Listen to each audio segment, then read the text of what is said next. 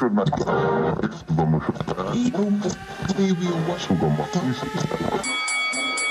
and gentlemen, welcome to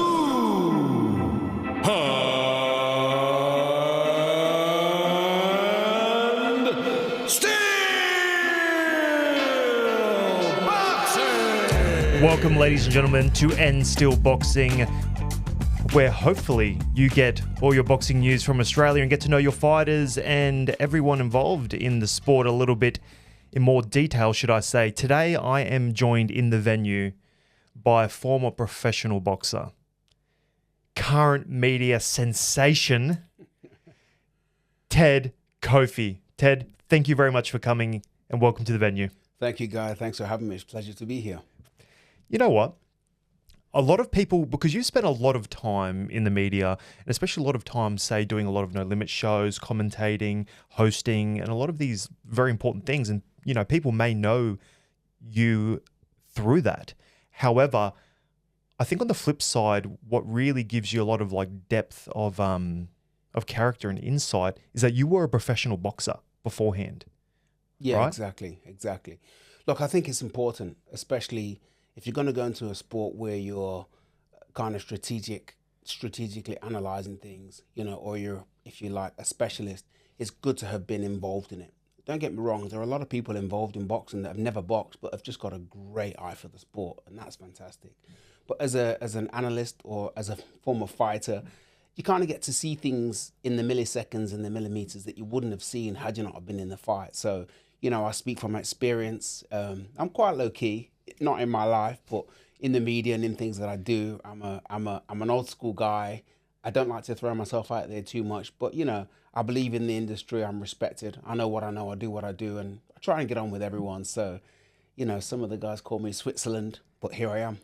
Yeah, you know, there's nothing wrong with being Switzerland for sure. Yeah. But yeah, 100%. I really agree with a lot of like commentators.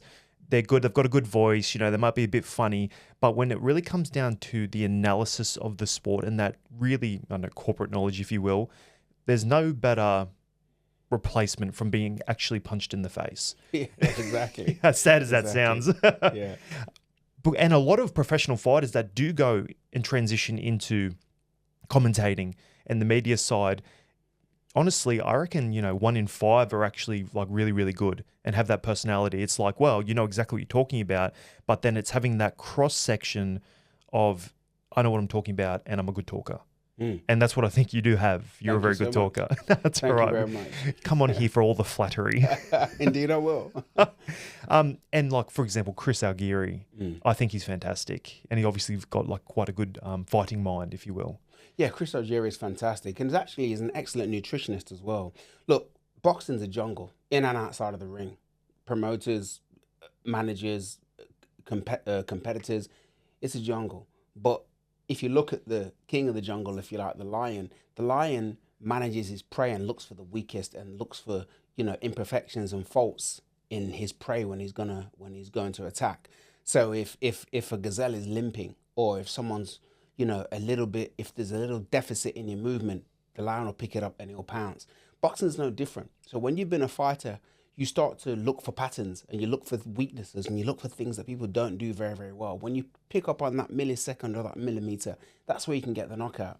And that's the advantage of having been a fighter and then looking at fights.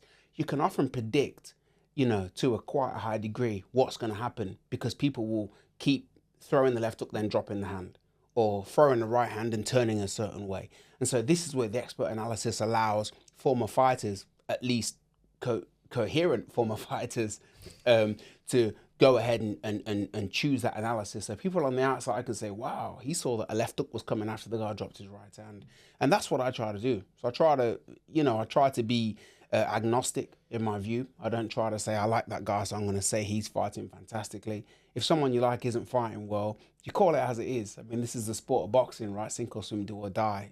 You got to just call it as it is. The ultimate solo sport. It is. Yeah, and that's so right. Like, exactly. All these really, really good fighters. Like, I'm going to take Gervonta Davis. I remember seeing a few of his recent fights.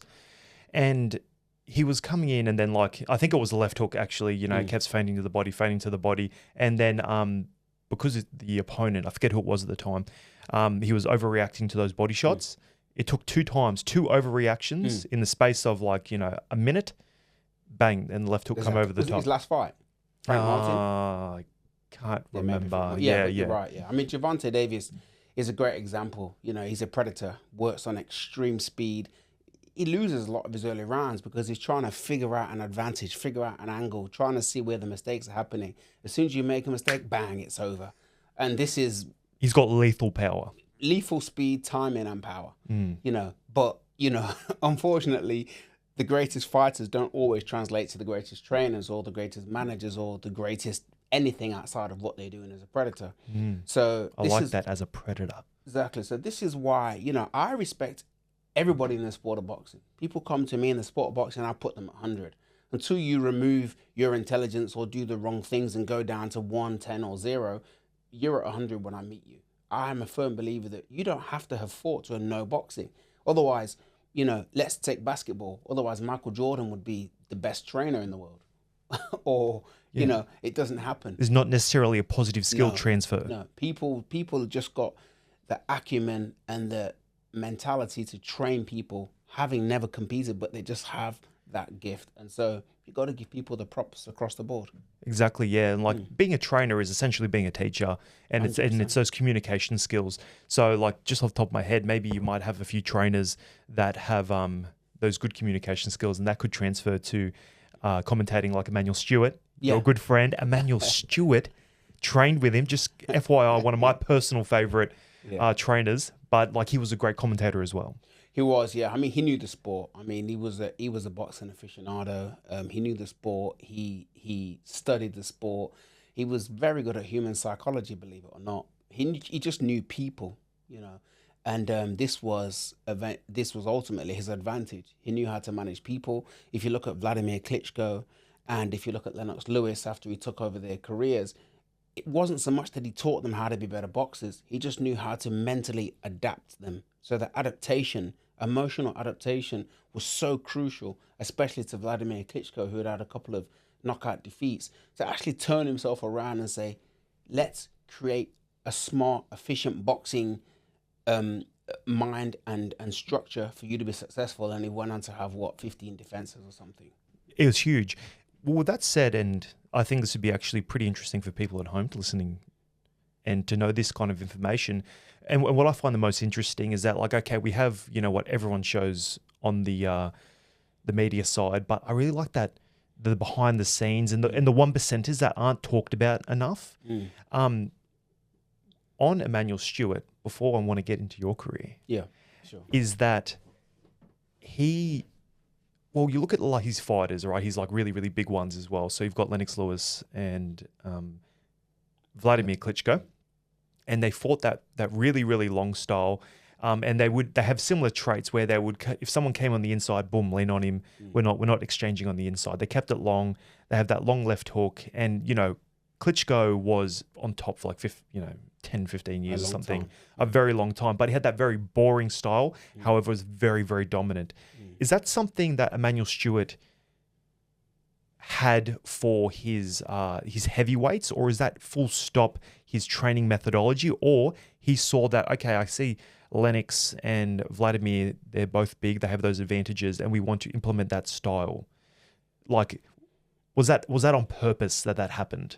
I can tell you something about the strength of Emmanuel Stewart. And I trained at the Kronk. I trained with him in London. I've trained around the world with him several times. If you look at a trainer, whether it be football, whether it be boxing, if you bring players or competitors into that trainer's regimen or diadem, they will create almost the same type of fighter every single time. Emmanuel Stewart was different. He could work with people that could box. He had Tommy Hearns, that was a long, rangy, powerful fighter. Then he had Aaron Pryor, who used to take 1,000,000 punches and knock you out later. And then he had Gerald McClellan. Then he had all these different fighters. And he was able to change styles and work with each person's individual style.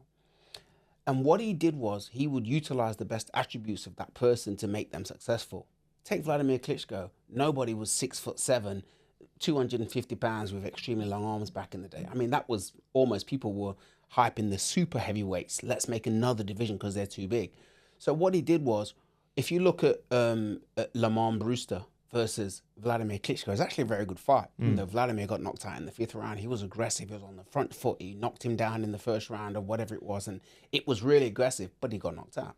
Yeah. So Emmanuel said, let's use a lot more head movement, like a style that is not synonymous with him. Exactly. So you and I may call that boring to the average spectator. Maybe it is boring, but have a look at the history books. 15 defenses, undefeated for a certain amount of time, extremely successful. Emmanuel Stewart got him to use his best attributes, and with utilizing his best attributes, it made him more confident and kept him successful.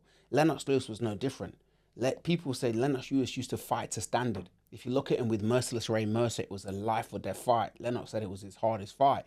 Lennox would fight with someone less talented and perform probably just to the point where he's winning. Then he'd get more people better and he'd perform a bit higher again. But he used to use his jab and his length, and Emmanuel Stewart brought that out of them. So it was just the best attribute trainer.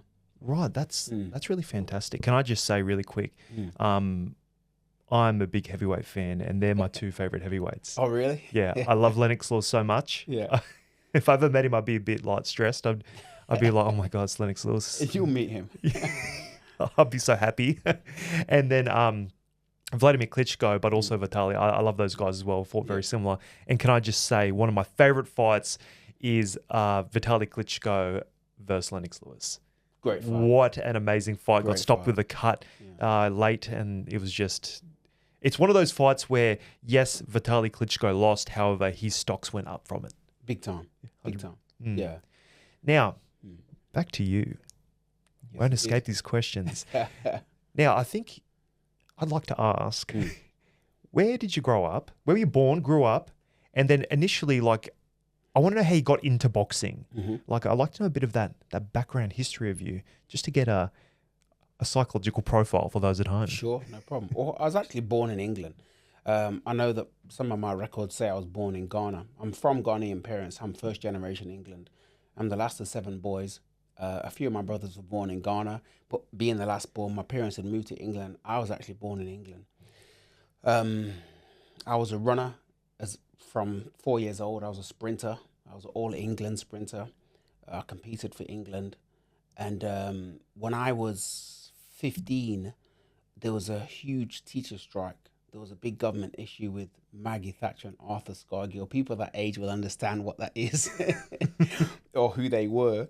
And so there was a massive teacher strike. Basically, very, very long story short, Maggie Thatcher started to privatize things and make things quite difficult for, the working class. Teachers went on strike. So what used to happen, and what still happens, but what used to happen back in England was we would go to school and then we'd go to athletics meets after school. And the teachers would take us. But teachers, when they went on strike, they would come to school at 9, leave at 3:30, and there was no extracurricular activity. So there was no sport, no soccer, no rugby for those that played it, no athletics. It was just cut off. Done. So athletes like me, this was the year where you get scouted. And this is how it used to work, playing for London football clubs, playing for Nottingham Forest, playing for other football clubs. You would be scouted between 14 and 16, and a scout would come and say, we'll take you, and you'd go and play for that club. Yep, you get headhunted early, and they were the critical years. Key. This didn't happen. So we found ourselves just running at school and not doing anything after school. A friend of mine said, why don't you come to the boxing gym to keep fit? I mean, I was already fit, but he said, why don't you come and keep fit? So I went to a boxing gym, and, I met a guy, a Scottish guy, Danny, who was my first trainer, and he taught me the principles of boxing. One of the very first principles he taught me was how to parry. And a parry is if somebody punches you with a straight jab, you just tap it to the side. It saved my whole career, basically. And so I went to the gym, and because I was already an athlete, I picked up very quickly with the boxing, and then I was hooked. Right. I was truly hooked, and then I just kind of fell to the signed a contract before I knew it. I'm fighting on the professional boxing circuit. So And how old were you when you signed that contract? 19. Really? So Yeah. 3 years straight into it? Yeah, well, 2 years. 17, I went into the boxing gym. Yeah. And 19, I signed a That's like Bernard Hopkins stuff. He was like, Yeah. you know, like he started a bit later, if you know what I mean. Yeah. Yeah. And I drew my first fight. I believe Bernard Hoskins lost or drew his first fight as well. Yeah. Here we go. If you want to make comparisons. Yeah, no, I do want to make comparisons. Now, tell me, who were your early influences? Obviously, Muhammad Ali, you know, being, you know, kind of being black and being a sportsman. I think Muhammad Ali was an influence for many people in and around boxing. But people that I was able to meet and touch and be influenced by personally, from a young age, I've always kind of bumped into people of influence, if that makes sense. I trained with Lennox Lewis at Camberwell when I was 17. Jealous. I trained with Harold Bomber Graham at the Brendan Ingalls gym with Johnny Nelson and a few of the other guys. Nice. I managed to just get on the circuit and get to places and just be in the right place at the right time. You got to remember, we had, you know, no Instagram, no YouTube, no form of contact, no mobile phone. So it was just kind of find leaflets, look in boxing papers, see where people are, find where gyms are and go there. And very early on, people were interested in signing me, you know, because I was very young, I was aggressive. I come from a street fighting kind of background. So as a sportsman, I knew how to just give it my all. So, you know, Barney Eastwood, Brendan Ingle, all the guys then, you know, were interested in signing me. And what was your weight at this time? Did you put on some more weight? Did you stay outside of boxing or? No, I believe if you look at BoxRec, it says my first fight, I was 70 something kilos, but I wasn't. I was actually 80, I was about 85, 86 kilo in my first fight. In my last fight, I was 85 kilo. I kept the same weight for 13 years. Yeah. I never fought at light heavyweight. I always fought at cruiser. So were you like a big kid? No, I was a very, very skinny kid. But I was lean and heavily muscled. I held 10%, between 5 and 10% body fat, pretty much from the age of 19 to 30. You know, we're going to cue in a photo right now of what it was at this stage, all right? That's what we're going to do. Cue photo. So, you know what? I definitely think that, you know, if you just roll off the couch as like someone and started boxing, you know, you're not going to have that success. But obviously you had very early success with, you know, boxing for 2 years. Yeah, let's go. We want contracts with this guy. And it's such a positive skill transfer to go from sprinting at a very high level at that age. And that just said to me that you were an explosive athlete when you were already young. You were trained that. And then coming into boxing, you know, have that very strong core from sprinting and then this athletics as well. Because I'm sure you weren't just sprinting, you were doing all athletics. Is that correct? Yeah, I was doing long jump, triple jump. And the core relay. Yeah. And then and then the transfer into boxing, it's just like, okay, cool, people are going to sleep. Yeah, I mean, look, it's kind of weird actually. So I'll digress just for a second. When I was at school, I was 14, and so I was 13. So the new kids were coming into the school. So I was in the second year, which I think in this country would be year 7 or year 8. You're right. And the new guys were coming into year 7. So I was the fastest runner, and they said there was a guy coming into school. His name was Roger McLeod. They're like, oh, Ted, he can beat you. So the school teacher, Bob Ellis, and he was training with Roger McLeod, and I was brought in by some friends to have a look. So they were in full training gear, spikes, athletics equipment, and my school teacher and everything. So we got on the track. So we used to wear a uniform and a tie. I took my tie off, took my jacket off. I still have my school shoes and my school pants and a shirt on. Like the old leather thick ones? Yeah, like the leather thick shoes. And we got on the track at my school and I beat them both. Happy with that. Yeah. But what it did was my school teacher then hated me because I embarrassed him. You put it on him, yeah. And so he hitched your wagon to the wrong... Exactly. So to punish me, he started to move me away from 100. This is why when I did the nationals in England when I was 14, I actually qualified for the long jump and the triple jump and the 100 and the 200 and the relay because he moved me away from 100 meters to punish me. But because it was my luck, I mean, look, now kids would be like, oh, why don't you just tell your parents, or why don't you do something? You could, but back then, teacher's word was gospel. If you got in trouble at school, I'd go home, my dad would whack me with a belt for getting in trouble. Yeah. So everything a teacher No, it's said, a different world. it's a different world. So everything a teacher said was gospel. So I just adapted to these other sports. I didn't ever want to be a long jumper. I just became a long jumper because I was told, no, you're not sprinting today, go and do that. And so it kind of, little did I know, it gave me that diversification because I was a very, fast and heavy sprinter.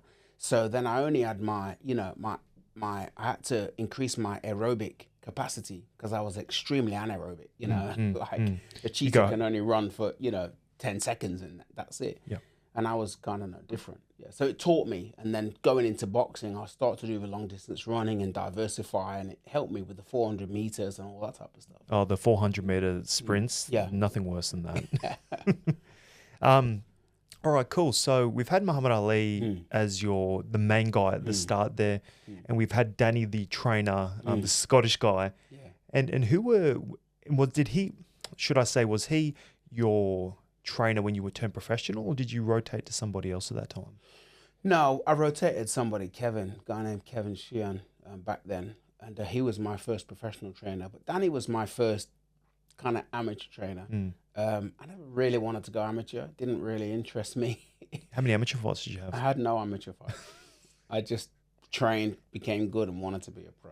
Yeah, that's perfect. I watched Marvin Hagler and Sugar Ray Leonard back in April 1986, and I thought, I want to fight there. I want to do that. I want that. Yeah, nothing. I mean, I didn't understand the leverage of being a good amateur boxer like I do now, but it just didn't. I had no interest in it whatsoever. So I went into the professional circuit, and it kept me focused, got me around the world, and I've met some of the greatest people and been to countries I wouldn't have been to, but basically never fought amateur at all. Yeah, just right. Trained. Just train like a sort of like a gym champion, then go, yeah, we're going pro. That's it. That's actually interesting, unorthodox. But exactly right. It's taking you all around the world, and obviously get into the media and stuff now, which we'll touch on very shortly. So, talk to me. You've fought all over the world now. If my memory serves me correctly, you fought in Australia, Germany, LA, or America, USA, should I say? yeah. USA, Tahoe. I'm pretty sure I saw in there. Yeah, Nevada, North. Yeah. Yep. And then New Zealand, I did say. Yeah. Now, tell me, what's the highlight of your career? What's the fight? If anyone's going to go and watch, what would be it? And you can be two. Yeah, I will give you two. No, okay. I can choose the one. Yeah, you can choose. All right. So I told you that I saw Marvelous Marvin Hagler and Sugar Ray Leonard. Yep. And this really made me think, I want to fight at Caesars. I want to be there. And so I went to fight in America. I didn't fight at Caesars in Las Vegas, but I fought at Caesars Tahoe, which is upstate on the state line of Nevada. Still Nevada State Athletic Commission and everything, but it's still Caesars. I've got a picture of me at Caesars. And so to me at that particular time, I'd reached my dream, because that was my dream. I had three things going into boxing. One, keep my faculties in place. Very important. Two, get fight at Caesars and get out uninjured. And three, win a title. And so I'd won a title. I had my faculties in place. I don't know if I still have, but I did. And then, so now I'm at Caesars. And so I get there, and I'm matched with a guy named Sergio Guerrero, a tough Mexican guy that's had quite a few fights. And when the referee was Jay Nady, Sugar Ray Leonard was on the commentary panel. Al Bernstein was commentating, and all the people I'd looked up to in my whole career were all there. Juan Manuel Marquez was fought in the main event, I believe. Every single fight went the distance. Marquez. Yeah. Every single fight went the distance. And that's so good. And I was a swing bout that night. They had put me on to say, you're going to fight the second or third fight. For those at home, explain swing bout. Yeah, so a swing bout is somebody that is not locked into a set time. If you are a swing bout and the first two fights finish in 1 round instead of 10 rounds, you fill that television space. all the fights went the distance. Every fight that night went the distance. I was a swing bout. I had my gloves on at 3:30. I didn't fight till almost midnight. I was hungry. My trainer had to help me use the bathroom once or twice. But once you're gloved up in Nevada and your gloves are signed, you can't take them off. No, you're done. So anyway, so I get to the ring and, I look down and I see, the referee's Jay Nady. I believe it could have been Michael Buffer was the commentator. Was the ring announcer. Sugar Ray Leonard was the guest commentator. There was all these things going on and I'm in the ring now, about to fight. And so I felt 10 foot tall and I thought to myself, I've made it. This is amazing. That is a made it moment. I get into the ring. By this time, people are kind of jeering and like, oh, God, not another fight. Should we leave or should we stay? Because we've stayed this long, we might as well stay. Yeah. So I get in the ring. The ref gives the instructions, go back to my corner. I come out.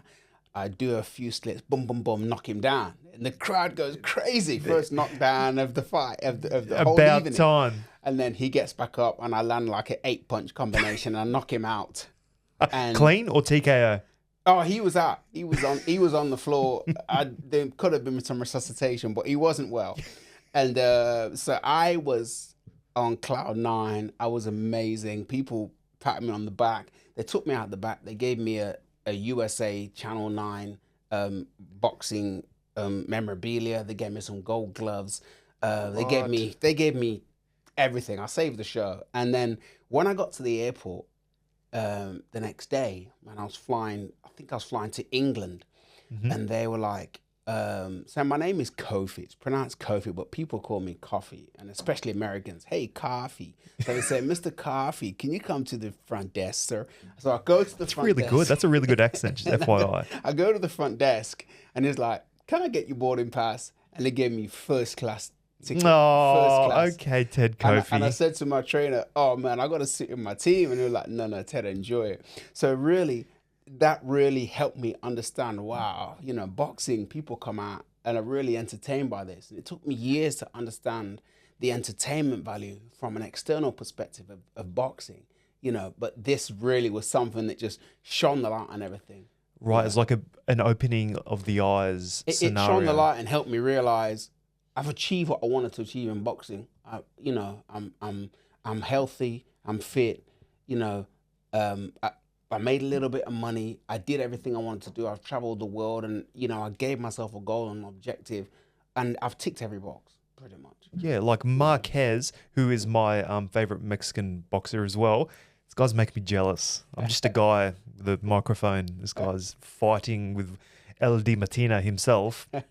So you fought once after that. So I did. Retired in 2000 against George Ibidiero. Ibidiero. Yeah. Yep. Yeah. And then so this was like, one more happy days. Like, what was running through your head at that time? Not at all. Vasil, what was his name? The guy that fought James Toney. The cruiserweight champion was the Russian gentleman. I forget his name for a second. And they were talking about the cruiserweight division's wide open. Let's go for it. Let's go for it. And they matched me very quickly and said, "Oh, let's go and fight." And and I was like, "Okay, let's do it." And so I went to the fight, and it was, and it was almost like, "Oh no, we'll just get you someone to be easy," which is the worst thing and the last thing you should ever say to anyone in boxing, because especially if you want to take a run at it. As long as someone's breathing, has got 2 arms and 2 legs and gets in the ring, they're always competitive. If you're not at your best, which we'll get into about being at the best later, about standards. But so I get to the arena, all the fun and pump, all the fun, fear and pomp is all there. And Al Bernstein was there again, and they'd seen me the month before in the fight, saying, "Oh, this guy's gonna win easy."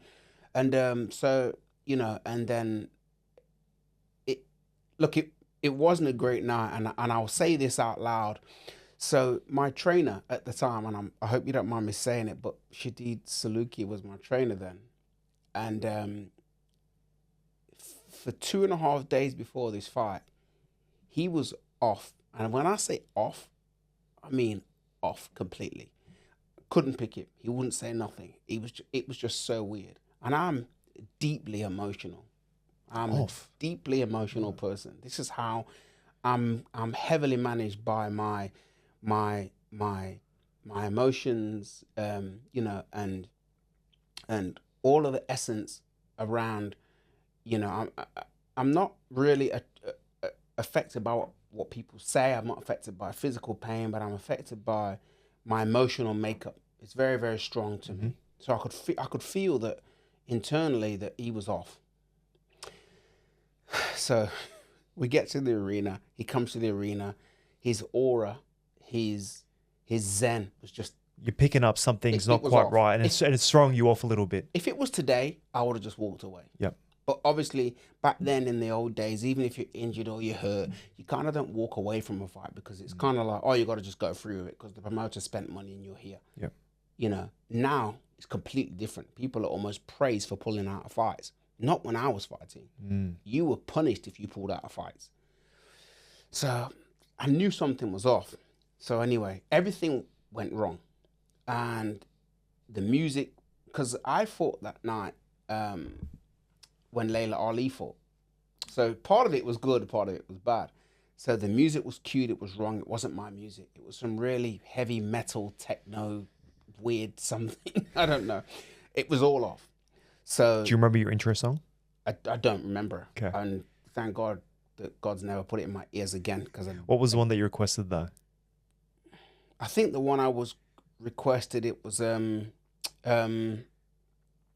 something like there was a funk version of Ain't No Mountain High Enough. Oh, yep. That was done by I think it was the Black Eyed Peas or someone that was very hip at the time. It was solid and it had a good breakbeat and it was inspiring and emotional. It was everything I needed. Didn't come on. So this really heavy metal comes on. So I go to the ring and I think the referee made a mistake. The ring announcer made a mistake. Everything was wrong. So I start to fight this guy. In the first round, I break my hand here on the foreknuckle, so I couldn't use my right hand. So I'm trying to hit this guy with a left hand all the way through, and obviously after 2 rounds, he could see it. Yep. Right? So he's just throwing right hands to my head over my left because he knows I can't Nothing's counter coming with back. the right. So the fight went terrible. I had a contusion. I still managed to get a draw with one hand, and I went to my trainer's house afterwards because the doctor said, look, take care of him because he took a few right hands. And I said to my trainer, Shadid, what was wrong with you? Like, what's wrong? He said, a few years before that, his son had been killed in Los Angeles on that night, June the 15th. He was in a mall and some guy had got into a fight with him, shot him. He turned and fell. He shot him 4 times in the back and killed him. Horrible. And I was in that energy. Okay, right. So I was in that space of his son being killed and that emotional son, father, like trainer, athlete energy. I was in that energy for 3 days. Right. Because I've had some out of body experiences. And that was one of them. And so I was like, why didn't you tell me? I knew there was something wrong. Why didn't you tell me? You put me in that energy when I never should have been there.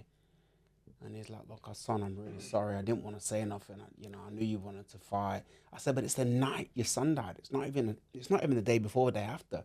The fight was scheduled. You knew 2 weeks before that we were going to fight on that night. So I was lucky to get a draw, to be fair. Right. And, the injury happened. And at the time I bought some property and I fell into other things and I was healthy and I was well. And I just kind of drifted off into other things and weeks and years passed. Well, considering that last fight there against this tough Mexican guy, you have all the guys that you were looking up to beforehand. It's simply a matter of like, I have achieved everything I want to in boxing. Like you said, you've got your brain, you made a bit of money, and you've got the title. Location. Location, like say less. Like you've done it, and I think it's important to have like, especially. And it's actually quite rare as well because of that old school fighters, which you will probably, I would say, caught the tail end of, in 2000 there, that old school mentality. People will keep fighting. They'll keep fighting, like, and they'll push. Oh, I might get a couple of losses, whatever, but then they're just doing pure damage to their brain. you were ahead of the game, I think, in that spot by saying, listen, let's preserve some brain power here. Exactly. Well, I'll tell you two things. One thing is that success is based on your objective and your strategic view of success. So if I say, oh, you're not successful, you've only done 3-5 podcasts, right? But your career objective in life was to do 1 podcast, you've already achieved success. In your eyes, you're smiling. You're off in the sunset. So when somebody looks at you and says you weren't successful, that's based on what their objective of success is. They may think, oh, you wanted to be Mike Tyson. I never wanted to be Mike Tyson. So I achieved my success because I based my success on certain criteria, and each criteria I hit. So I was able to walk away and I was able to be comfortable with what I'd achieved at that time. And it took me into other avenues and other realms and got me to, move forward in that way. So I think that's really key to people that look at life and think, oh, I want to be like that person. Everyone's got their own measurement. I heard this story. I went to watch Anthony Robbins once, and he told a story about a guy that was earning 300 grand against a guy that was earning $3 million, and the $3 million guy is miserable. Because the guy earning 300 grand said his life story was, I want to earn 200 grand, I want to get married and have 2 kids. He was earning 300 grand and had 3 kids. Yep, he met those metrics and some. This guy, his dad was a successful banker. Dad earns $4 million a year. This guy said, I want to beat my dad, I want to be better than my dad. He's earning $3 million a year. He's miserable because he never reached his dad's target. Can I just say as well, on like that philosophical point, that the metrics for money and happiness is really, really bad, because you can earn like unlimited amount of money, and it's really bad to set your own happiness off that, and it should be probably based on other things. I think scientifically they also did a bit of a analysis on it, and they said, I think it was 80 grand, and just say with inflation, say 90 grand now, any money up to 90 grand in excess of that will not bring additional happiness, while that 80, 90 grand, whatever it may be, that is the threshold to have a house, to have well, not buy a house necessarily, but have a roof over your head, not in Australia anyway, but to have a roof over your head, to have food, to have a car, and have those base necessities met. And then any money in excess of that won't bring additional happiness or, comfort, if you will, like out of the necessities. So I found that very, very interesting. Yeah, I mean, I agree to a point. I think that when it comes to money and money alone, I think money is a magnification of what you are. If you're a nice person, you got money, you'll be a nicer person. If you're a D-head and you get money, you'll be more of a D-head. And I think that, if money is your objective, there's nothing wrong with that. I mean, I love Floyd Mayweather for the fact that he talks about money. Our whole life is based on metrics, numbers, finance, for lack of a better word, and numerics. Everything is measured by numbers. Yet everyone's afraid to talk about money. How many Instagram followers you have? I just think it's great to talk about it. Even if you don't earn $1 million, let's talk about it. So, I just think like some people, if that is your motivator and that's what gets you out of bed in the morning, so be it. Fantastic. Go chase the money. But I don't think you're right. I don't think it's the only thing that should drive the whole world. You know what I mean? Because in the world of capitalism, I can earn $1 million, you can earn nothing, and I will step over you while you're starving on the ground to go and make another $1. In a socialist world, we don't do that. You know what I mean? Like in Ghana, there's no nursing homes.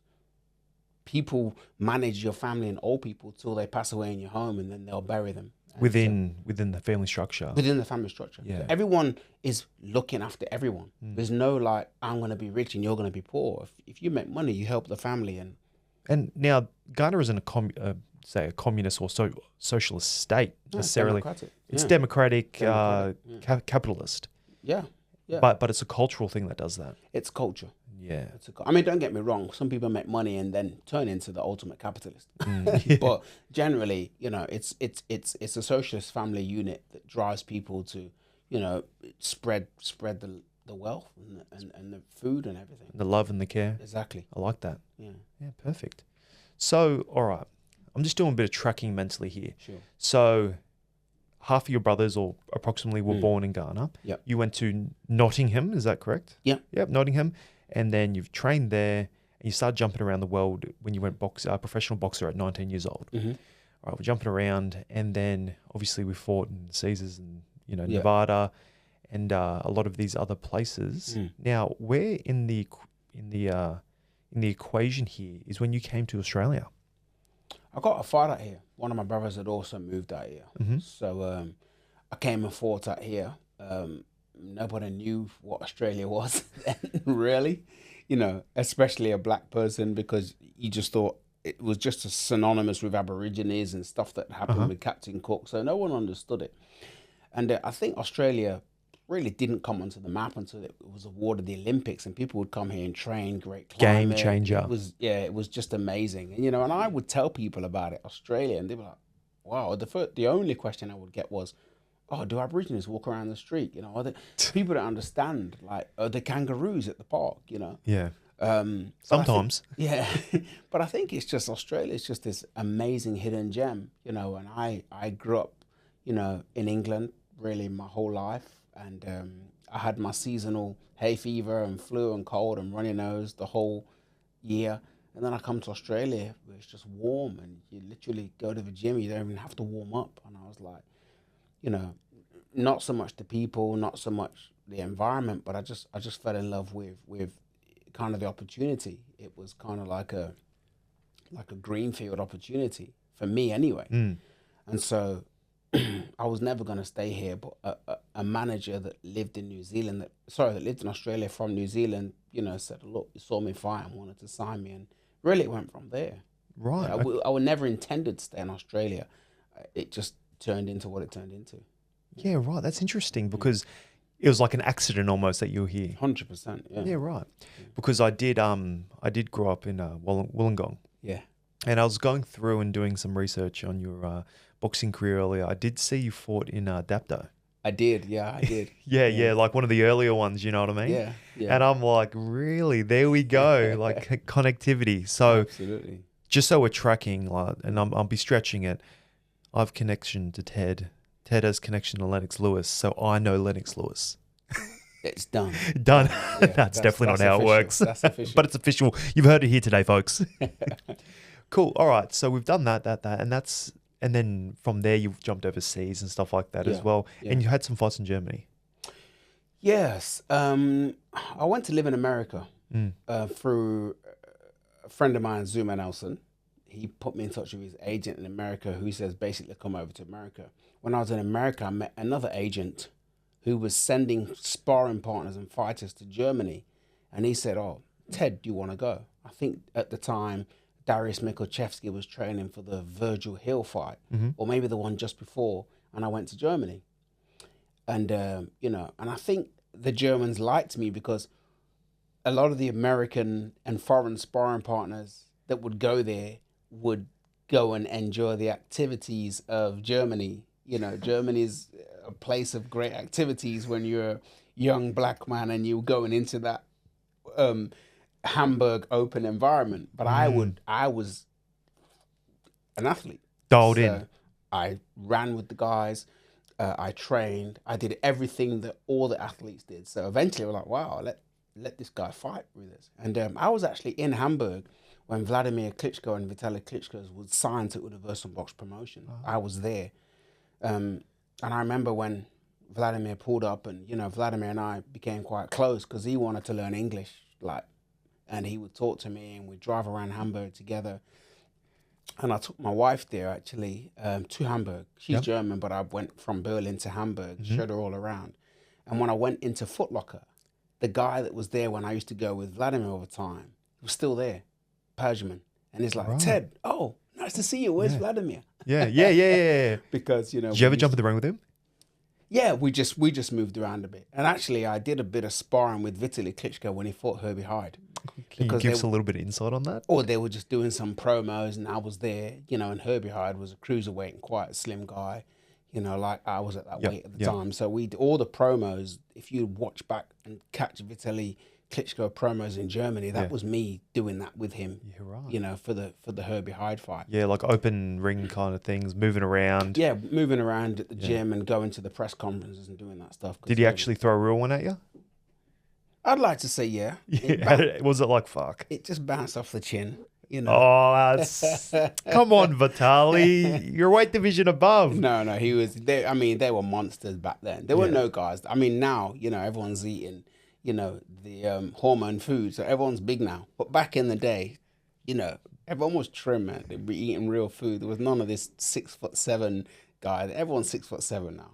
Yeah, like heavyweight has grown. It has grown Gigantically. Yeah, 100%.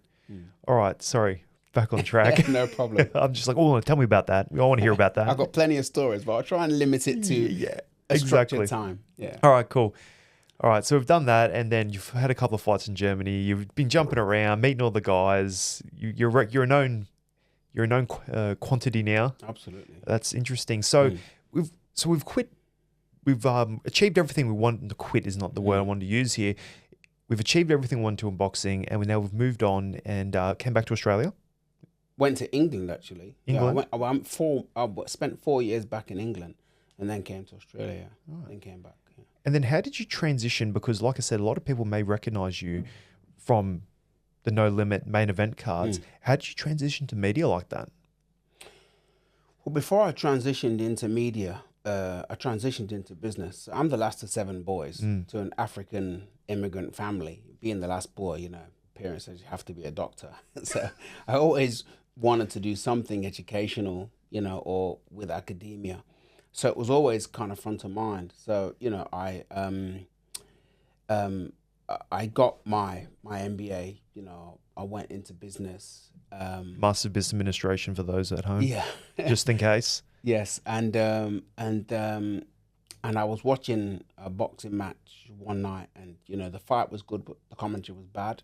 I think there were just some no-name commentators that weren't really explaining anything about the fight whatsoever.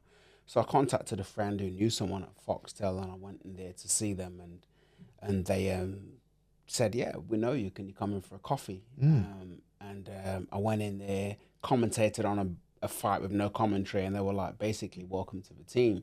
And that's really how I got into media. It was almost like a cold call. Really? I did a cold call, and I got in. And from there, I never really wanted to go in there and set the world on fire.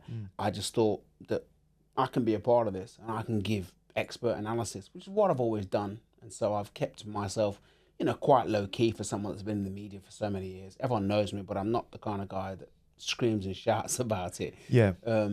But that's really how I got into it. Yeah. That's, what, and it's like one of those things that was probably meant to be, and then it just kind of flowed so quickly, and, it felt right, I imagine. Yeah, absolutely. It felt right. Look, the thing about, Fox Sports main event, they're extremely organized. You never have to go in there guessing. All the documentation, paperwork, run sheets, packages that they set up is all extremely professional. They run a live, they run a live slot, and you fit in, and they give you all the information you need, and away you go. So it's helped me actually in business to do a lot of the impromptu conversations that you get on Foxtel, because there's no, oh, sorry, I got it wrong, can I do a take 2?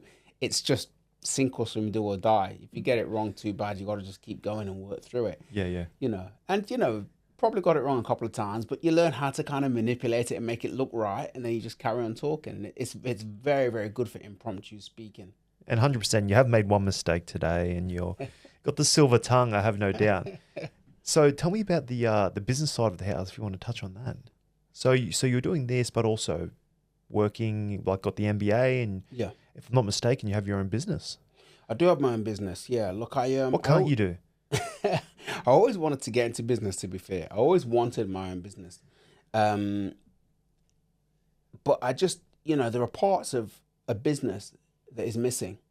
And coming back to the capitalist state, you can't really go to a businessman and say, I want to start a business, but I don't know how to do that. Can you show me?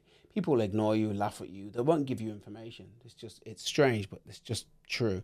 So I got an MBA. I wanted to learn more about business. And also I watched this 60 Minutes program in America a few years earlier, and it showed some guy that was working for the Lehman Brothers, and he was earning $1 million a month, and he had an MBA. I was like, wow, what is that qualification?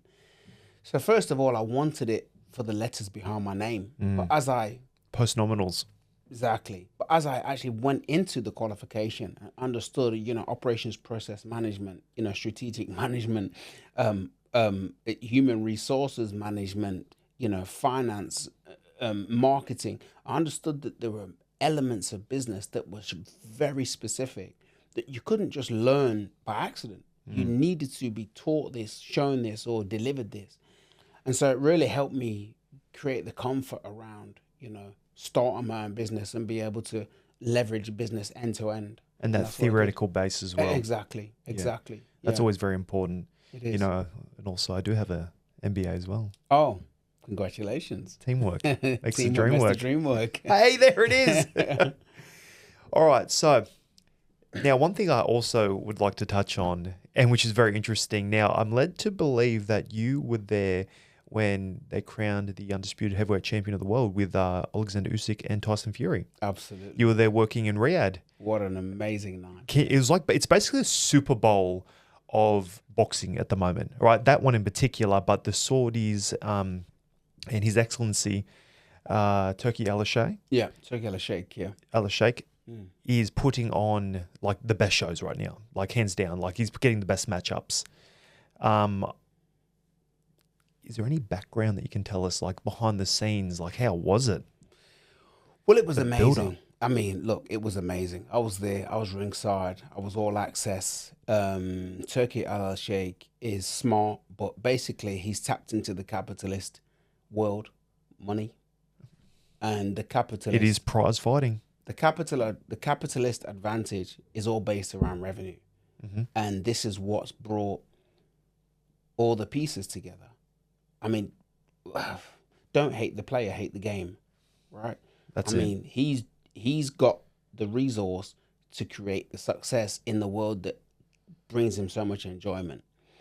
So basically, he's paying the money that people just couldn't pay, because running a boxing promotion or running a boxing business was all about strategic analysis, financial analysis, risk reward, and you just couldn't put Oleksandr Usyk and Tyson Fury on the same card, and then have Joe Cordina and Kakachi on the undercard, and then have Jai Opetaia and Bradis on the same card. It just doesn't stack up financially. If you look at, if a gate brings you, let's just say a very large expensive gate, if a gate brings you $8 million and your two top tier fighters are earning $15 million, the numbers are already out by a mile. Then if you stack it up with a $6 million undercard or a $3 million undercard, you're already almost hitting 20 million before you've even done your marketing, and advertising coming back into the revenue just doesn't pay that much, Like people like, you may get McDonald's, you may get Apple, not very likely, but if you get these big advertisers, they're not going to pay 10, 12, 50 million, because it's not Super Bowl per se. Yeah. So there's a massive deficit, and a lot of smaller and younger promoters, they lose money because they want to put on fights. It's exhausting because you've got to pay venues, doctors, referees, judges, the commission, Run off their feet. Sanctioning fees, commentators. I mean, the revenue, the bills are extensive, but Turkey Al-Sheikh has been able to throw that all in the bin. Exactly right, because like he can take a loss. Of course. And because they're promoting, their country and all that. Of course. They can take the loss there, but put on the best. Absolutely. And then they've dropped it down to, I know in the UK, £15. Yeah. And it's $20. free. It's free on a lot. Yeah, in Australia, free. On ESPN Plus in America, free. Sorry, should I say? Like it's whatever it is. It's either free or dirt cheap. Yeah. To really expose everybody to boxing, and it's rebirthed boxing. It has. I mean, but to give you a bit of background about Saudi Arabia, they are there's no expense spared. You know, like when you go to a boxing show, even some of the larger boxing shows, you might get 2 doctors, 3 at the most, you know, maybe a nurse, and, you know, and the peripheral activities working around a show are normally handily attended to by a minimal amount of people. When you go to Saudi Arabia, there's like 8 doctors, 15 nurses, you know, and there's like... There's a medical team. Yeah, and there's no expenses spared. You know, even the way the ring was built, the roaming cameras, the production. I mean, don't get me wrong, it's not as clean and as unique as probably what the Americans or even the Australians would do, but it's just access to everything and just a lot of everything. Yeah. And you can just tell that budget was not been an issue. And, you know, from a boxer's perspective, it's extremely comforting. From a spectator's perspective, I mean, it's gold, and no one's going to even think about the revenue, you know. But for the promoters involved, I mean, they've basically just hit the jackpot. 100%. They just hit the jackpot. It's got to be it. Well, with that said as well, you mentioned that the Australian production is pretty solid. In your time, you know, fighting in, you know, before the 2000s, you were fighting in Australia in 92-ish. How have you seen, and that means you've got a great cross-section here, how do you think Australian boxing has developed over the years, and what's the current state of it in conjunction with, you know, the production quality, should I say? Because I've seen some shows earlier in the piece that weren't, you know, when I was a lot younger, that weren't sort of great in comparison to now. What do you reckon the skill level of the fighters in Australia are? Everything has advanced exponentially in Australia. Access to television, especially since the Olympics, and closed circuit television has made Australia one of these realistic, viable locations. I love what George Kambosos did to bring Devin Haney here and to bring Vasyl Lomachenko to Australia. People don't understand what that means in terms of sport. He could have, after he beat Teofimo Lopez, he could have milked that title much longer and kept going back to England, kept going back to America, you know. And we can sit here and criticize, he lost to Haney, he lost to, but the best. He put eyes in this country. He brought massive revenue to this country, and he basically, you know, athletes are criticized when they make a bit of money and they leave where they come from. Oh, you know, he's not a ghetto boy anymore. He's left. Yeah. But he won this belt and brought it home at great risk. You know what? I 100% agree. I've said this a few times, but I think that George Kambosos, you can almost pinpoint that win against Teofimo Lopez as the rebirth, because he brought it back to Australia, right? Yeah. He fought the best straight away, Haney. Yeah. You know, that's always going to be a bad matchup, I think, but he did it nonetheless. Bold statement, in 15 years, those fights that he has brought to Australia will generate a world champion just because of eyes on. That's converted 100%. That's converted some young man or woman say, I want to do that. And they started early. 100%. But I mean, it's already lifted the landscape of Australia. I mean, George Kambosos, Liam Parrow, Jai Opetaia, what these guys are doing internationally has already lifted Australia. And you know what, No Limit, what Tasman fighters, what the guys are doing in this country have already lifted Australian fighters. There are some great fighters out there, you know, and no longer obviously Jeff Harding went out and beat Dennis Andrews, but often you'd get fighters that would fight in the region. They'd go to America or somewhere, they'd get battered because the levels were just too... A mismatch. It was just too far, the levels. But now these guys are extremely competitive. You know, I mean, the levels have equalized greatly. And that's due to, you know, the eyes of the world being closely on Australia. And Australians able to go to Las Vegas, easily go to Los Angeles and train. And actually earn a bit of money from it. And earn a bit of money. Yeah. I mean, boxing, you know, has always been that, you know... Disparity. Massive disparity. I mean, like any high-earning sport, you've always got a bottleneck. You've always got a few at the top earning loads and people at the bottom earning nothing. I mean, there are great musicians that do gigs for £100, $100, and there are other... And then you get Coldplay doing a gig, or Taylor Swift, and they're earning $5 or $6 million a gig. Yeah. You know? So there's always been that disparity. But I think that, with the media revenue input, and especially now the Saudis, the people at the bottom end can earn a decent enough amount to be able to allow them to, train for a few months and fight again, rather than having to get a job or a sponsor or whatever it may be. So, I mean, look, it's Flipping all burgers. very positive. I mean, I love Australian boxing. I love global boxing. But I think Australian boxing per se is, if you mention all the countries, is right near the top. Maybe because it's an English-speaking country, I don't know. But it's really, really, really high to the top now. It's really coming to people's minds now. Absolutely. And what's some names that we should look out for? Like, who are your favorites, but what are some that are coming up? Well, coming up or there, I mean, I'll say Tim Tszyu. I was an early adopter. Yep. I've always liked Tim Tszyu. I believe that if you come from that stock and that bloodline, success is imminent, really. And Got a bit of a head start with the name already. Of course, but also the discipline. And also, if you think about horses, if somebody's going to buy a stud or a horse or a baby horse and it's from a former champion, you'll pay 50 times more, 20 times more for that horse. Exactly. If that horse has never even walked. So I think that if you have sat on the shoulders of a champion and smelt the smell and listened to the crowd, see what it looks and lived like. it, you've already experienced it. Yeah. You've already had that success and you've gone through the pain of whatever. So I think that, I've always thought Tim Tszyu would be successful. People speak about his limitations because he's not an ostentatious boxer. He sticks to the basics really well, but what he does very well. Yeah, he's a sniper, isn't he? Exactly, and I think that's his advantage. He's not trying to punch you around the back and do overhand rights. He's just Systematic breakdowns. very systematic, very proper. And you saw that when he fought Jeff Horn. Like, Jeff Horn was jumping in and grabbing him, but Tim was just extremely precise.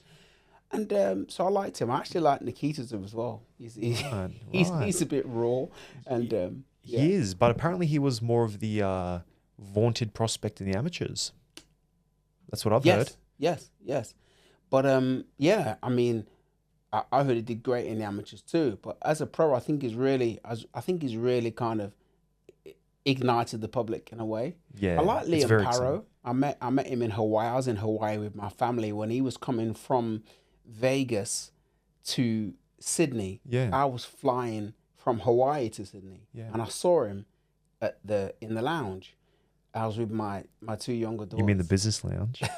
I saw him with my wife and daughters, and I said, "I'm Ted. I'm a commentator." And he said, "Oh yeah, I know you." I said, "Are you gonna beat Jock?" He said, "Brock." He said, "Yeah, man. Don't worry, I'm gonna win." And I like Brock. Brock's a great guy. Brock's exciting. Yeah, and he came and did what he did. So he did great against Matisse. Also, I like Brock Jarvis. Look, there's a lot of boxers, even who Nikita fought last, Mazudia. I like Mazudia. I like Connor Wallace. There's a lot of great boxers there that are on just one step away from superstardom, and it's brilliant to see. Well, that said, you got Connor Wallace now is the number one ranked, I believe. Number one ranked and can tender for Artur Beterbiev's light heavyweight. Amazing. All right. So with that said, all right, I want to use that fine boxing brain. Sure. There's going to be someone going to give a really interesting analysis here. It's going to be Ted, and I'll just mirror what he says, just slightly in different voice. Sure. Perhaps we'll see. But I'd like your opinion. So you are potentially going to be doing some work with a promoter and going to Riyadh again for the Artur Beterbiev and Dmitry Bivol fight night. There's a potential here. Correct. Now, obviously, you would have done your research and you start thinking, looking into it. What do you think what's your take on that particular fight? Who do you think is going to win? I love that fight. I love the Beterbiev and Bivol fight. Let's look at this analytically. Yep, that's what we want. Artur Beterbiev, strong as an ox. He belies human physiology. He's getting faster and fitter and stronger and creating more O2 in his lungs. And he's getting 39. older. He's getting older. But when you live that life, the body can work very, very well for a long time. He's knocked every single one of his opponents out, but he's been down. Callum Johnson, I believe, knocked him down. Did Joe Smith knock him down? I don't know. He's been hurt a few times. Joe Smith. And he's been down a few times. Don't get me wrong. He gets back up and he wins by knockout. So I think he's throws caution to the wind when it comes to risk. He's not one of these guys that's going to stand back and box and play it safe. He's not going to go shy. No, he's just, and it's been shown because he's been tagged. He's been hurt a few times. Bivol has not put a foot wrong. Never been down, as far as I know. He's had a few. I think Joe Smith stunned him. Yeah, maybe did. Something happened. I think if you look at Bivol has, he's never been down. You can look at a couple of his performances and think if he'd have put his foot on the pedal, he probably would have won that fight. So based on the fact that Bivol is ultra aggressive, yes, but ultra cautious, and has never put a foot wrong, you got to go with the guy that's never put a foot wrong, because if Beterbiev doesn't knock him out, that means that Bivol is going to just do everything right till he wins. Right. Yeah. So if someone has a gun to your head, you've got Bivol. Hopefully no one ever has a gun to my head. Fingers crossed, yeah. But if I had to make a decision... Metaphorically. If I had to make a decision, I mean, it's going to be don't get me wrong. Anybody could win that fight, obviously, and Beterbiev is a beast. But I just think that Dmitry Bivol just does everything correctly. He does everything correct. He's always working. He's always moving. And if he can overcome the brute strength of Artur Beterbiev, he's going to win the fight on points. That's a very interesting analysis. And I would almost agree with that. I do have some opinions, though. Sure. So, I see that, but let me raise you this. Cool. So, Artur Beterbiev, all right, and just like PointsBet, for example, are paying both $1.96, so they can't split it. And that's very, very, very rare for that to happen as well, for them just to be straight even. Wow. He's a 39-year-old. He's a bit older, Artur Beterbiev, that is. However, what you're saying, these Dagestani guys are built different, and he's lived this life, and he's like granite. All right. He has that power to really cause dramas, all right, at any stage in the fight. And he goes to the body as well. And he's not like a one punch, I've just got a right hand. No, he's got everything. He's got everything. Yeah. In conjunction with that, we have ourselves a fighter that is coming off a meniscus injury as well. That's why it's been delayed. So maybe that's a bit of age catching up. I'm not sure. He has had exposure to that Beterbiev. So Beterbiev has had that exposure to the Bivol style before, growing up in Russia. Of course, yeah. So it's, when Canelo came against Bivol, he was having a lot of issues with it because probably hasn't had as much exposure to that. He was going for his counters, but how defensive Bivol is with that footwork and that Soviet style, he's just supreme at it. Maybe one of the best ever to implement that style in the professionals. So Beterbiev has had that exposure to it, and he has got great counters over the top of those jabs as well, which I've seen from quite a few fighters. On the flip side as well, Bivol has enough power to sting you, I think, and stun you, and he throws, quite aggressive, a lot of punches, and extremely accurate. I want to draw a comparison here between Bivol and one of Beterbiev's previous opponents, Gvozdyk, the Ukrainian, who fought from the same cloth as your guys there. I was Lomachenko and Usyk. He did cause Beterbiev some issues, and their styles are somewhat comparable there.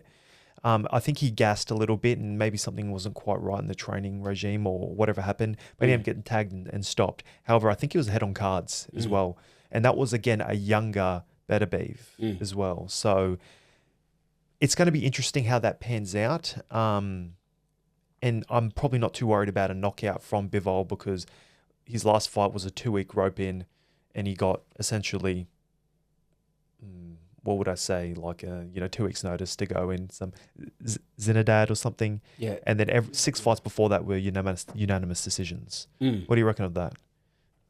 So, gun to my head, I'm going to say Bivol as well. Well, I mean, winning on points is not a determination on whether or not it can beat Artur Beterbiev. I think that his stock's going to rise against Beterbiev. I think that it's a different type of fighter. I think people that fight Dmitry Bivol, if you actually watch his fights, they're in a very defensive mindset. They're already going in with a little bit of survival in mind. Artur Beterbiev is going to go out with killer aggression in mind. He's going to be walking towards Bivol. Apex predator. And when Bivol tags him, he's got a force coming towards him. Bivol could easily get a knockout against Beterbiev just for the style of the fight. I mean, if you take Lyndon Arthur fighting Bivol, you look how he fought that fight. He was defensive. He's a strong, fit, defensive guy that did not want to engage. Bivol couldn't put him away. Zinad was a little bit more aggressive. Bivol put him away. So I think this fight is just going to show the best of both of these guys. And the way Bivol fights, that kind of ultra consistently moving, always doing something type of style, may cause Beterbiev some problems. I think Beterbiev's going to try and run him over. And if he doesn't run him over, it could be very interesting. Oh, Yeah. can't wait. Be a great fight.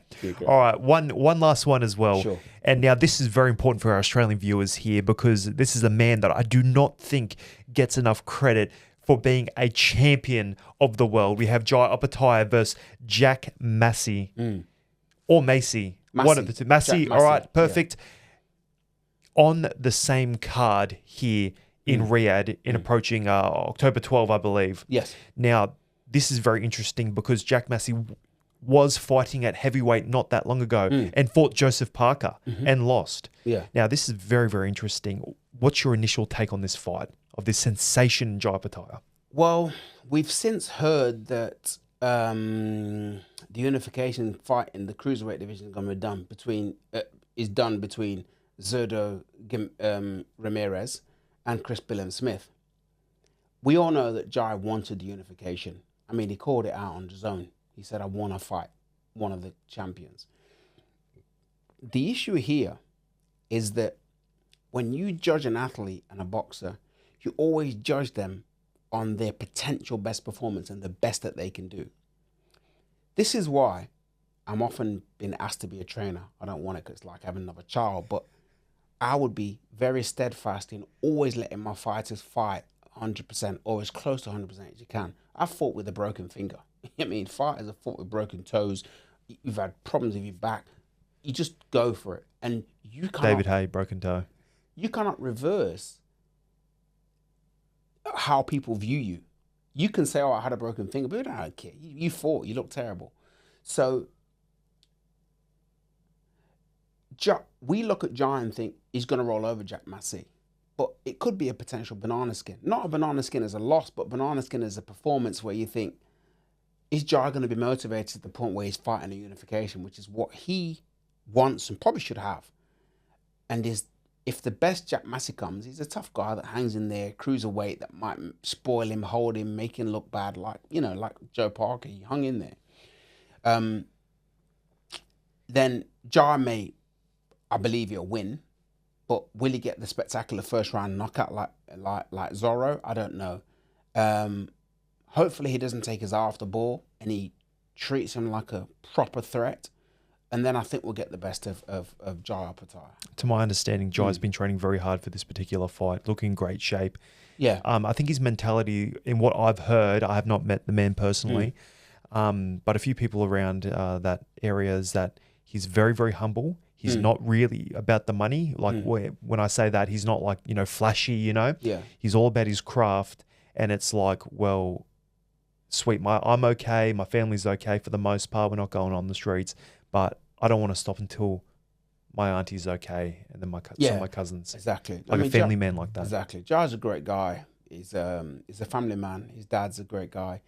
And I believe he will go out there and he'll win. I don't think he's going to take his eye off the ball, but I was just pointing out what people do when they get in a situation where you sign the fight that you actually don't want. We've all seen it, motivation. People mention that about Lennox Lewis and Vitaly Klitschko. Lennox, I don't think, really wanted to fight him. Right. Look what happened. The best Klitschko came, maybe not the best Lewis came, and it created that massive controversy.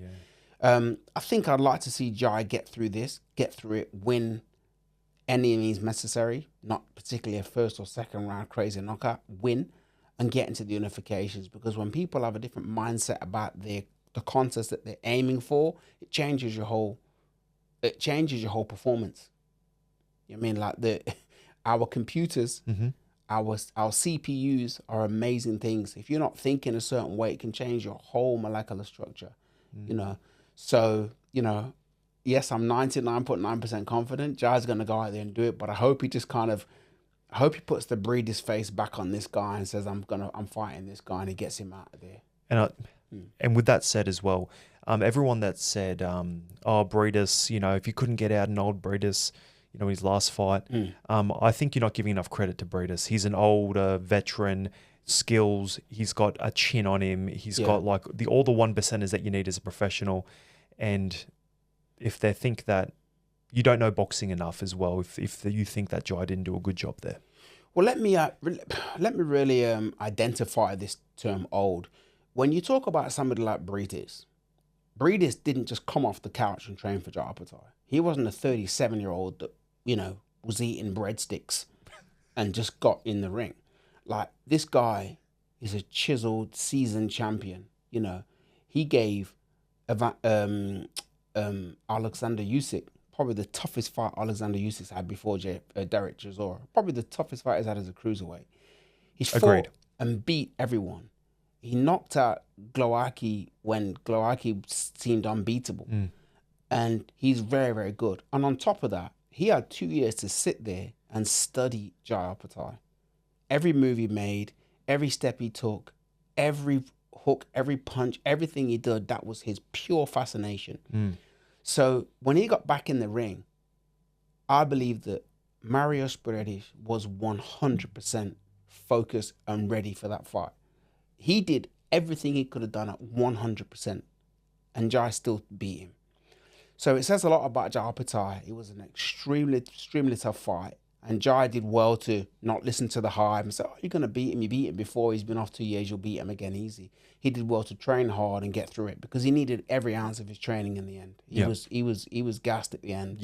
And it was a very, and then Breedis, I think, knew that, and he started pushing the. Breedis is a great fighter, and it was a fantastic fight. And 37-year-old for somebody that's continually trained their whole life is not old.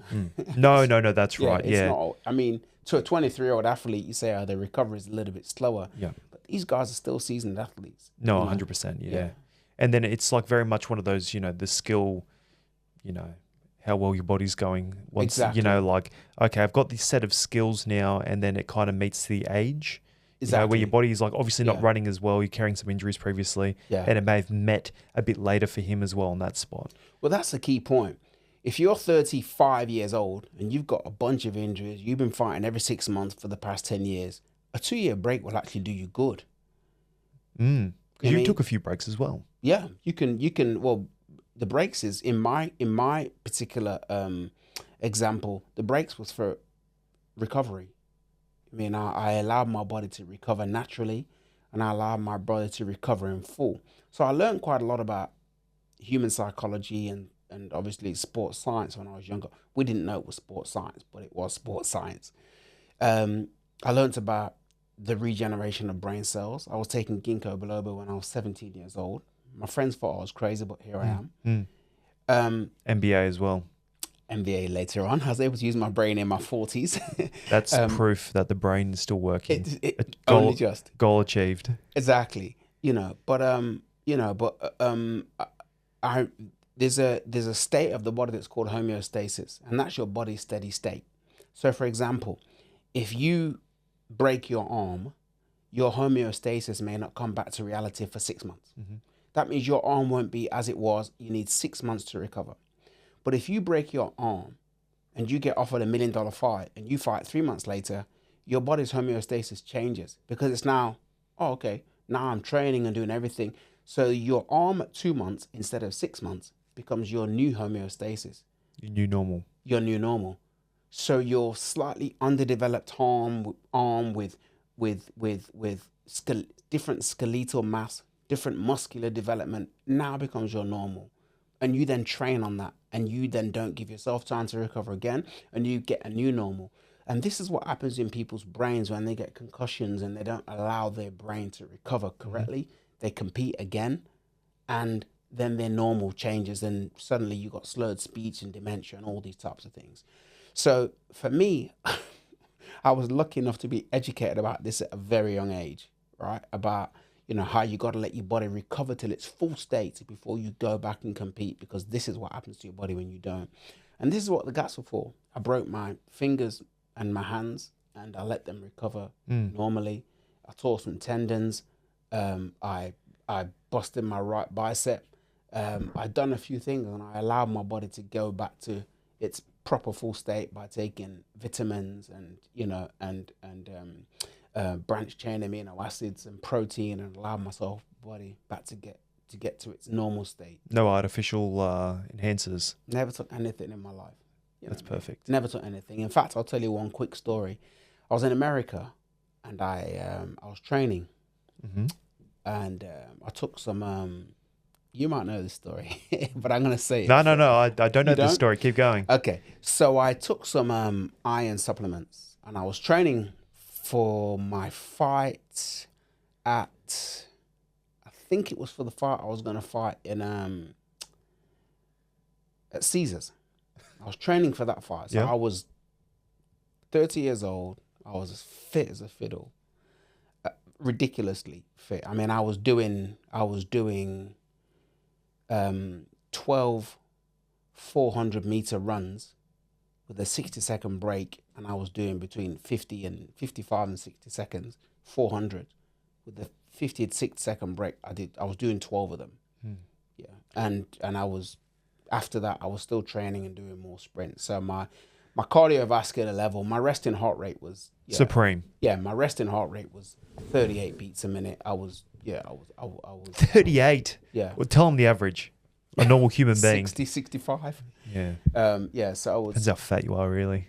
Well, it depends. Yeah. So I was, so I was fit. So I took these iron supplements, all natural, and I hadn't eaten. So I was doing sprint drills at Bally Total Fitness in North Hollywood in California training, and I was doing 60-second maximum incline, maximum speed sprints, 30-second rest, and sprinting again. And I was doing that for 15 minutes, just up, sprint, down, up, sprint, down, up, sprint, down. I mean, I'm puffing thinking about it. My heart rate was, at 30 years old, I was taking my heart rate to 195 beats a minute. So I was the body was absolutely just obliterated. So I took these iron tablets after training, and I had this like course, this course I had to go to in Los Angeles. I took these tablets, I drive, I get in my car, I go to this course, and I had no food, so I was dieting.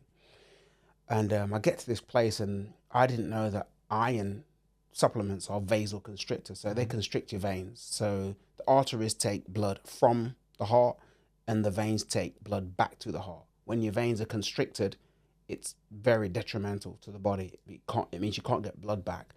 So these affected me, and I was sweating, I was convulsing, I was vomiting, I was diarrhea, I was everything. I was on the floor. And so they took me to the hospital.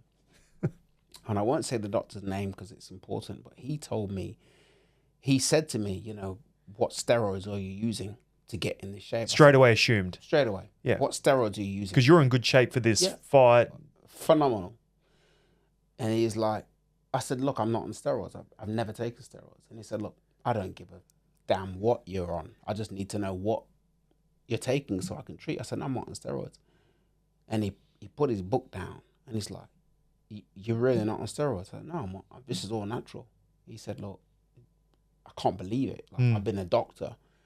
I was a salesman, and I quit to make something of my life. I spent 9 years getting my medical degree, and then 2 years specializing in sports science, and I was a sports physician. He said, I lost my house, I almost lost my wife and kids because I just knew I wanted to be a doctor.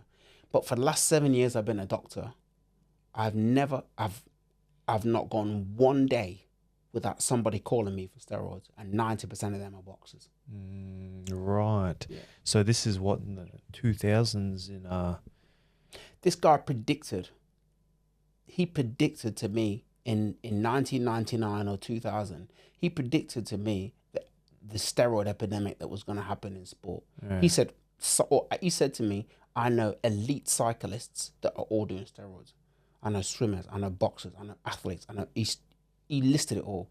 I sat in the hospital bed with tears in my eyes thinking, I don't believe this, you know.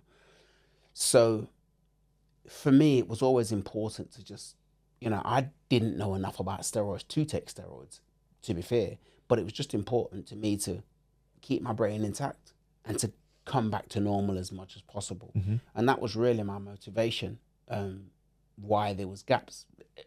Being a boxer, fighting every single time was a bit secondary to me. When I went to the boxing gym, I considered boxing a sport.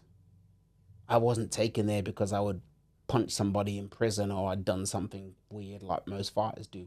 Right. So it wasn't coming from a place of like aggression. It was coming from a place of, I'm a competitor. It was a sport. I'm an athlete. When I trained with Harold Bomber Graham, who was the best evasive boxer in the world, I understood, wow, this is sport. Hit and don't be hit. Art. It was the art. I never approached boxing because I wanted to hurt someone or be aggressive or I needed to channel my aggression. Yeah, I was a street fighter because there was a lot of racial divide and there was a lot of racial issues in England, and so I could fight. And I was the last of many brothers, so I needed to learn how to fight in my area. But I never went to boxing as a fighter. I went there because, you're a runner. Instead of running, you can't run. Why don't you do this instead? So the element of sport was always very high to me, and it reflected in the way I fought early on. Right. So like a street competitor. And then 100%. And then after you got this information, like, hey, everyone's on gear, did you ever think like, oh, listen, maybe I should jump on it? What was your mentality there? No, far from it. I just wanted to learn and understand it. I mean, I'm not saying everyone's on it now. This is the information that was given to me then. I just wanted to understand it. I wanted to understand, well, if everyone's taking this stuff, or a high majority of people are, what does it do to your body? Why do they need it? And I started to read books, The Ultimate Sports Nutrition by Dr. Michael Colgan, and books that explained this is what happens to the body. This is how it metabolizes. This is the recovery process. This is what people are trying to achieve. If you can eat this and do this, you will achieve this instead of taking that injection or that tablet. So I just thought, I just wanted to understand it. I started reading about it, you know, but nothing really made me think, I'll go and do it. I just was like, why am I training 6 days a week, 3 times a week, trying to sleep, having a nap in the day, trying to recover, and people are just taking a tablet or injection and they can just get back in the gym and train again. Yeah, so what I learned from this whole investigation was that steroids really don't make you a better athlete. They don't make you more talented. They don't improve your skills. They don't even really make you stronger. The harder it makes you stronger. What steroids do is helps you recover quicker. It's the recovery process that is tapped into. That's the distinct part. You still have to do the work. Oh, you still got to do the work. I mean, I got a friend that was at the 1988 Olympics in Seoul, and he said that when Ben Johnson was leg pressing, the international weightlifters were there, standing there with their mouths open. Yeah. He was leg pressing. You know, you get like, you got them bars where you lie on your back and you push your leg up leg like press, that. Right. So I think you can fit 10 on each side or something. He had the 10 on each side. He had extender presses with 10 more on the top and 5 more on each side. Or he's stacking them up where they shouldn't be, yeah. But he had like 25 each side, and he's doing sets of 15. Boom, boom, boom, boom. Yeah, right. His strength was so exasperated. He got done for gear after that, didn't he? He got busted, yeah. Steroids, Stanozol, yeah? I think it was Stanozol, yeah. But he just, you know, the fact is he was able to do that. A normal weightlifter would do that, and then you got to rest for a day and a half but he could do it again, you know, 6 hours later. Yeah, it's insane. Like, and they're super explosive. Like like we were saying earlier, the sprinters. But with especially that era of weightlifting, because I do weightlifting as well. It was a very, very dirty sport. Yeah. Like there's a lot of. Well, you know, like use. I mean, like I say, you know, don't hate the player, hate the game. I mean, if you're a snake competing in a snake pit, it's probably smart for you to be a snake. That's so true. You don't want to jump in. You don't want to be a mouse jumping into a snake pit. No. Yeah, you know what? Like, Yeah. everyone's like, you can be like, oh, don't use any performance-enhancing drugs or whatever it may be. But I think there's a pragmatic approach to it in the sense that, hey, if don't want to be jumping in the snake pit as a mouse. Yeah. Yeah, I know. I can, definitely say that. Yeah. All right. All right, mister. Hey. Yes, indeed. You were the predator. You weren't the snake. All right? Absolutely. Always. Yep. Always the predator. And you know what? You're an absolute gentleman. Thank I you. really, really thank you for your time, sir. Thank you. And just come here. It's like shaking the hand of Lennox Lewis. Thank you indeed. All right, man. Well, until next time, I'm here with Ted Cofie, and you're listening to And Still Boxing Australia. Thank you for listening. If you liked this episode, please subscribe to the channel for future content.